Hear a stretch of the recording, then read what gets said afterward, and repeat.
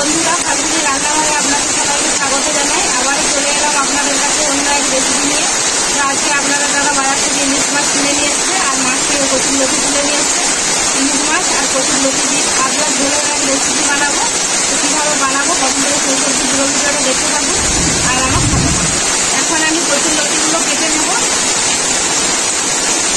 আর প্রচুর বৃষ্টি হচ্ছে, বৃষ্টির জন্য কতটা কি শোনা যাচ্ছে জানি না, কিন্তু আপনারা একটু কষ্ট করে ভিডিওটা দেখে নেবেন।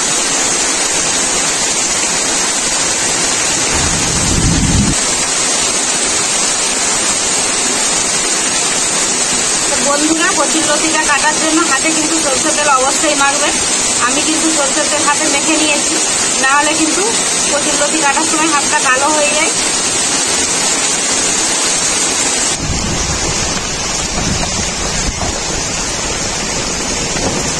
কচুর লতিগুলো আমি কেটে ধুয়ে পরিষ্কার করে নিয়ে চলে এসেছি। ইলিশ মাছটাও কেটে ধুয়ে পরিষ্কার করে নিয়ে চলে এসেছি। তো এখন আমি মাছটা ভেজে নেব।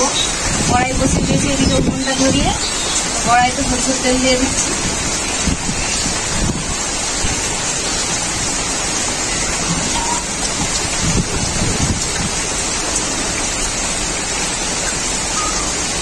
মাছটাতে লবণ হলুদ মাখিয়ে দেবো।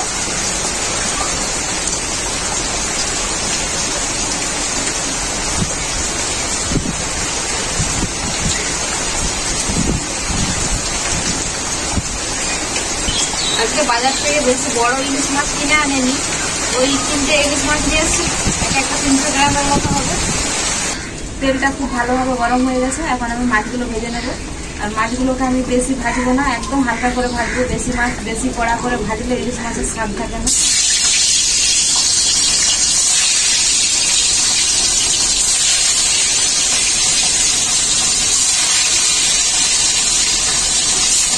একবারে সব মাছগুলো ভাজা হবে না, দুবারে ভেজে নেব। এক পিঠটা হালকা করে ভাজা হয়ে গেছে, আর এক পিঠটা পাল্টে নেব।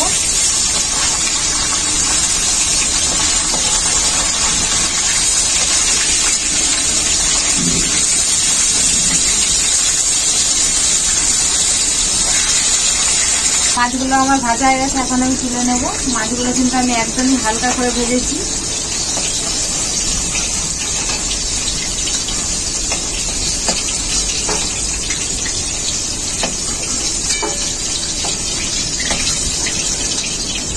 বাকি মাছগুলো আমি একইভাবে ভেজে নেব।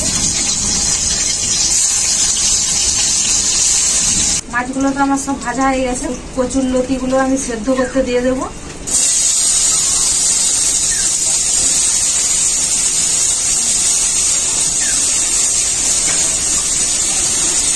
জল দেবো অল্প একটু,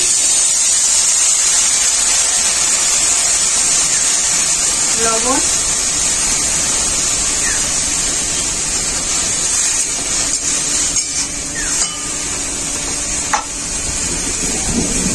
ঢাকা দিয়ে সেদ্ধ করে নেব।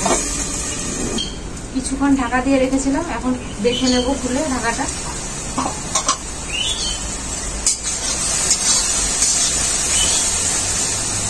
কচুর লতি খুব ভালো করে সেদ্ধ হয়ে গেছে, এখন আমি নামিয়ে নেব।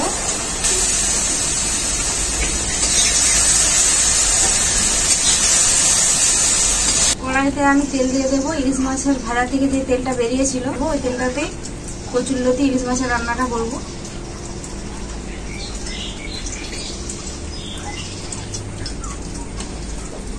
আজকে ইলিশ মাছ আর কচুর লতির রেসিপিটাতে একদম কম মশলায় রান্না করব। বেশি মশলা দিলে ইলিশ মাছে কিন্তু স্বাদ লাগে না খেতে। তো প্রথমে আমি কালো জিরে দিয়ে দিচ্ছি ওই তেলেই।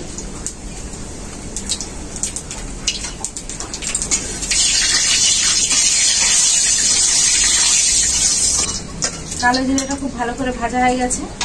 এখানে আমি বেটে রেখেছিলাম আদা, জিরে, শুকনো লঙ্কা, কাঁচা লঙ্কা। আর বেশি কিছু মশলা এই রান্নাটাতে দেবো না, তো মশলাটা আমি দিয়ে দিচ্ছি।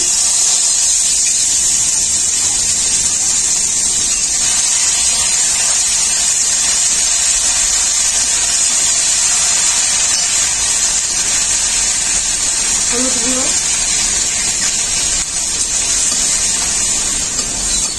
অল্প একটু জল দেবো মশলাটাকে কষানোর জন্য।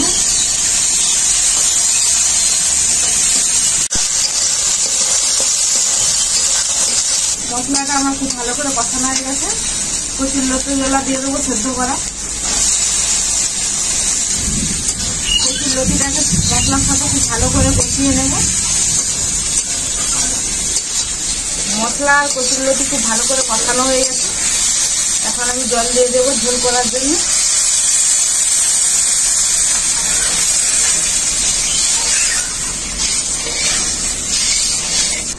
আমি আগে তো লবণ দিইনি, তাই এখন লবণটা দিয়ে দিচ্ছি।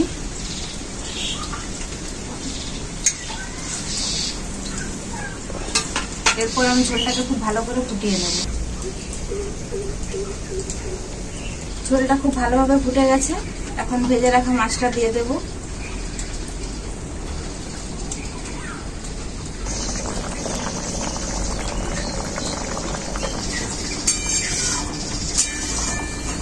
ইলিশ মাছ আর কচুরলতির ঝোলের রেসিপিটা আমার রেডি পুরোপুরি ভাবে। এখন আমি নামিয়ে নেব।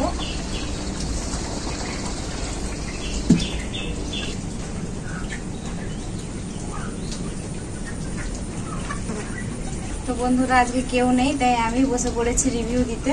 গরম গরম ভাত, গরম গরম কচুরলতি আর ইলিশ মাছের ঝোল পাতলা, আর গন্ধরাজ লেবু।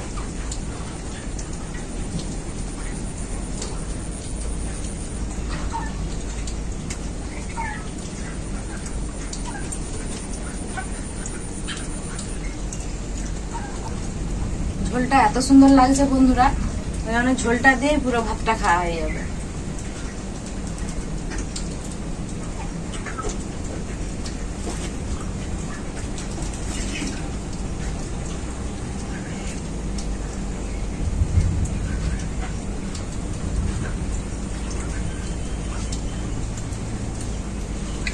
আর ইলিশ মাছের স্বাদের কথা কি বলবো বন্ধুরা, ইলিশ মাছের স্বাদ তো আপনারা জানেনই।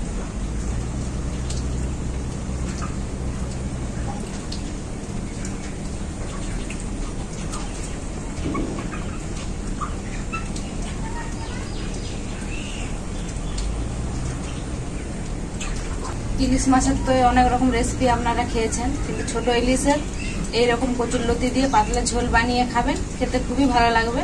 খেয়ে আমাকে কমেন্ট করে জানাবেন কেমন হয়েছে রেসিপিটা। ভিডিও ভালো লাগলে লাইক, শেয়ার, সাবস্ক্রাইব অবশ্যই করবেন। আপনারা ভালো থাকবেন, সুস্থ থাকবেন, নিজেদের খেয়াল রাখবেন। আবার দেখা হবে পরবর্তী ভিডিওতে নতুন কোনো রেসিপি।